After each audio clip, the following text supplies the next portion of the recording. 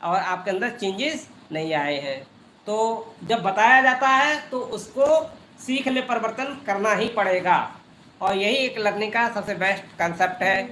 तो हम लोग गलतियों से अगर नहीं सीखेंगे तो फिर, और सीखेंगे तो फिर हम फिर वही नुकसान उठाएंगे। तो जो हमने गलतियां की हैं, मैंने भी एक गलती की है। मैंने उसी वक्त जिस समय आप लोगों का एडमिशन लिया था, एक एक बच्चे को चुन चुन के मैंने वही सब्सक्राइब करवा लिया होता, और गारंटी इस बात की ले ली होती कि फ़ोन बदलेगा तो आप फ़ौरन आकर के अगले दिन अपडेटिंग मुझे देंगे और चेंज फ़ोन का नंबर से। अब यहीं पे गलती हो रही है कि बच्चे कांटेक्ट में गड़बड़ होते हैं।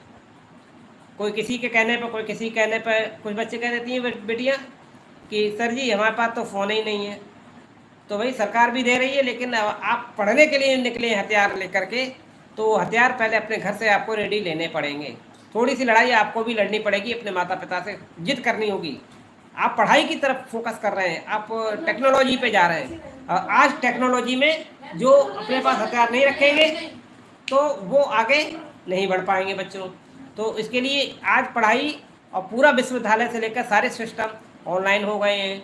तो ऑनलाइन सिस्टम में आकर के आज आप हमसे जुड़े। अगर यहीं पर बहुत सारे बच्चे जितने थे, अगर उनको माँ बाप ने फ़ोन दे दिया होता, थोड़ी देर के लिए दे दे, 1 घंटे को 2 घंटे को पढ़ाई के लिए वक्त दे दे, जब नोटिफिकेशन आए तब दे दे। तो इतना तो कॉपरेशन माँ बाप को भी करना चाहिए कि पुराने ज़माने में वो ना पढ़े रहें। और इसी के साथ मैंने जो आपको फर्स्ट ईयर के जो बच्चे थे, बीए हो चाहे बीएससी हो, उनके सेकेंड सेमेस्टर के बारे में मैंने बता दिया कि उनकी परीक्षाएं कब से हो रही हैं। तो 15 जून से लेकर के 21 जुलाई के बीच में ये परीक्षाएं हैं। अब परीक्षाओं का माहौल बदल रहा है, बहुत लंबे समय तक परीक्षाएं होती हैं। तो अब आप समझ लिए 3-3 महीने अगर परीक्षाएं चलेंगी तो हम पढ़ाएंगे कब। तो इसके लिए ऑनलाइन सिस्टम आ गया है। इस ऑनलाइन सिस्टम से अब हम अपने आप को जोड़ रहे हैं, अपडेट कर रहे हैं। तो आप लोगों को भी अपडेट होना पड़ेगा। अब स्टडी का माहौल ये नहीं है कि आप महाविद्यालय में जाकर के हमने काका काका पढ़ा दिया और आपने पढ़ लिया। आप तो वहाँ डायरेक्शंस लेने आते हैं, गाइडेंस लेने आइए, और जहाँ अटक जाएं, जहाँ कोई समस्या हो किसी भी तरीके की, और वरना तो आपके पास सीधा ये मीडियम है ही है। आप कोई भी बात चैटिंग करके पूछ सकते हैं, पर्सनली व्हाट्सएप पे पूछ सकते हैं। और ये कॉमन ये प्लेटफॉर्म है, इसमें बहुत आसानी है, बहुत सारे बच्चे एक साथ अपनी बात कह सकते हैं, और उनका रिप्लाई पर्सनली उन्हें अलग से, कुछ लोगों की प्राइवेट बात होती है तो मैं उसको कमेंट लेने के बाद में मैं आपको पर्सनली मैं अलग से दे दूँगा, उसमें कोई चिंता वाली बात नहीं है। और आप लोग प्लीज़ रेडी हो जाइए, और जो नए नए काम होंगे तो उसके लिए मुझे बहुत ही एक्टिव स्टूडेंट्स की ज़रूरत है। अब मैं स्मार्ट क्लास शुरू करूँगा तो मैं बात अधूरी रह गई थी मेरी। तो अगर मैं इसमें मुझे 50 बच्चे चाहिए स्मार्ट क्लास के लिए, तो सभी बच्चों को मैं 500-1000 बच्चे जो होंगे उन सबको मैं प्लेटफॉर्म नहीं दे पाऊँगा स्मार्ट क्लास का।